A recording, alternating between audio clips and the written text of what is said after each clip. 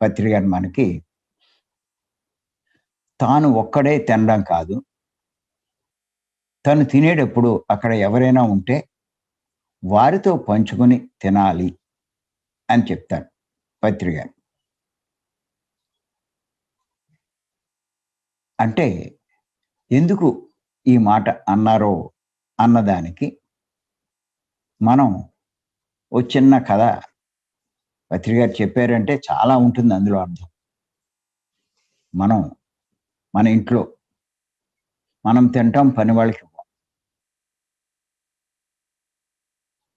అలాగే మనం నలుగురిలో ఉన్నప్పుడు కూడా మనమే తిని ఎవరికీ పెట్టకుండా మనం ఒక్కళ్ళమే తినడం కాదు. పంచుకోవాలి. సహజంగా పనివాళ్ళ విషయంలో చాలామంది అశ్రద్ధ, నిర్లక్ష్యం చేస్తారు. ఆళ్ళకి పెట్టేదేటి అని చెప్పి. తమ పిల్లలు ఉంటే వారి పిల్లలకి పెట్టుకుంటారు. ఆ పనివాడు గాని, పని వాళ్ళ పిల్లలు గాని ఉంటే వాళ్ళకేమి ఇవ్వరు. ఏదో నామకావస్థ ఇస్తే ఇస్తారంతే తప్ప. కొంతమంది అసలు పెట్టనే పెట్టరు. అలా కాకుండా పత్రి గారు అన్నదేంటంటే, మనం తినేటప్పుడు ఎవరైనా ఉంటే ఖచ్చితంగా వారికి కూడా మనం ఇవ్వాలి అని చెప్పారు. ఎందుకంటే నేను ఒక విషయం, ఒక సంఘటన గురించి చదవడం జరిగింది. ఏమిటంటే కర్ణాటకలో రామావధూత అని చెప్పి ఒక అవధూత ఉండేవాడు. ఆయన శిష్యులతో ముచ్చటిస్తూ ఒక చెట్టు కింద కూర్చున్నారాయన. అప్పుడు తన ఆశ్రమం దగ్గర కూర్చునుండగా ఏం జరిగిందంటే, ఎక్కడో దూరం నుంచి ఒక ఆవిడ తన పిల్లల్ని ఎత్తుకుని ముగ్గురో, నలుగురో ఉన్నారు. పిల్లల్ని తీసుకొని వచ్చింది. ఆవిడని చూసినా, పిల్లల్ని చూసినా ఆళ్ళు కొన్ని రోజుల నుంచి ఆహారం లేదనేది అర్థమవుతుంది. అంత ఇదిగా ఉన్నారు వాళ్ళ పరిస్థితి. వాళ్ళ పరిస్థితి చూసి ఆ రామావధూత గారు శిష్యులకి ఏం చెప్పారంటే, లోపల నుంచి భోజనం తీసుకొచ్చి వాళ్ళకి పెట్టమన్నారు. అలాగే వాళ్ళు ఆ భోజనం తీసుకొచ్చి వాళ్ళకి పెడితే, ఆ పిల్లలు ఆ ఆహారం మీద పడి తల్లిని కూడా తిననివ్వకుండా వాళ్ళే మొత్తం తినేశారు. ఆ తల్లి ఉండమన్నా కూడా ఉండకుండా వాళ్ళే తినేశారు. చివరికి ఆ తల్లికి లేకుండా చేశారు. అది చూసి ఆ రామావధూత గారు తనలో తాను నవ్వుకుంటున్నారు. నవ్వుకుంటుంటే శిష్యులకి ఆశ్చర్యం వేసింది. ఎందుకు ఈయన ఇలా నవ్వుకుంటున్నారు? ఏదో విశేషం ఉంటుంది అని ఆయన అడిగారు.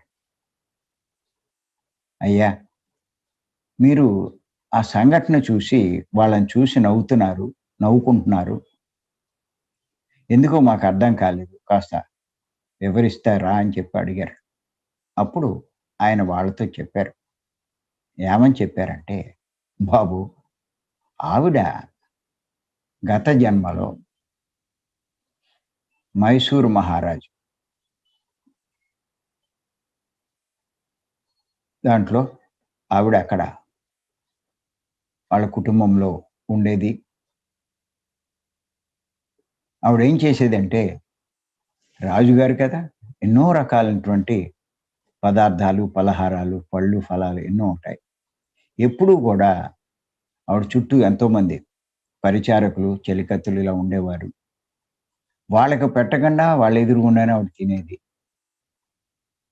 ఆ ఫలితంగా ఇప్పుడు ఇలా జన్మ తీసుకోవాల్సొచ్చింది. ఆ పిల్లలెవరో కాదు, ఆ పరిచారకులే. ఆ రాజకుటుంబంలో ఆవిడే, ఈవిడ.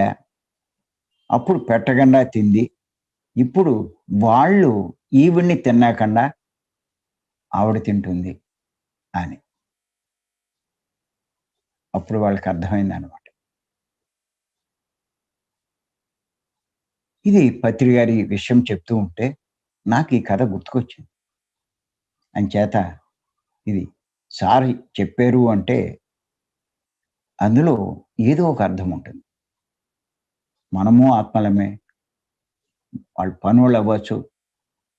మనకి బయట వాళ్ళు అవ్వచ్చు. వాళ్ళు ఆత్మలే. అంచేత వాళ్ళని ఆకలితో ఉంచి వాళ్ళ ఎదురుగుండా మనం అనుభవించడం కాదు. వాళ్ళతో మనం పంచుకొని తినాలి. అందుకే పత్రి గారు ఆయన దగ్గరికి ఎవరైనా ఏదైనా పట్టుకొస్తే ఆయన తింటారని. వెంటనే అక్కడ ఉన్న వాళ్ళందరికీ పంచేస్తారాయన. ఊరికే కొంచెం అందులో తీసుకుంటే తీసుకుంటారు. లేకపోతే లేదు. ఇది మీరు ఈసారి గమనించండి. ఏదైనా సరే మీరు ఆయన దగ్గరికి పట్టుకెళ్తే. సహజంగా మనకెవరైనా ఇస్తే మనం తర్వాత సాయితీగా తినొచ్చని దగ్గర పెట్టుకుంటాం మనం. దాచుకుంటాం. కానీ పత్రి గారు అలా చెయ్యరు. అందరికి అప్పటికప్పుడే పంచేస్తారు. అందుకే ఆయన అడగకుండా అన్నీ వస్తూ ఉంటాయి. మనం దాచుకుంటాం కాబట్టి అడిగినా ఇచ్చేవాడు ఉండడు. అంచేత ఏంటంటే అలాగే మీరు పత్రి గారింటికి మనం వెళ్ళినా సరే మీరు గమనించినట్లయితే ఫస్ట్ వచ్చిన వాళ్ళకి భోజనం పెట్టిస్తారాయన. ఆయన కూడా తినరు. ముందు అందరూ భోంచేశాక తర్వాత ఆయన కొంచెం తీసుకొని తింటారు.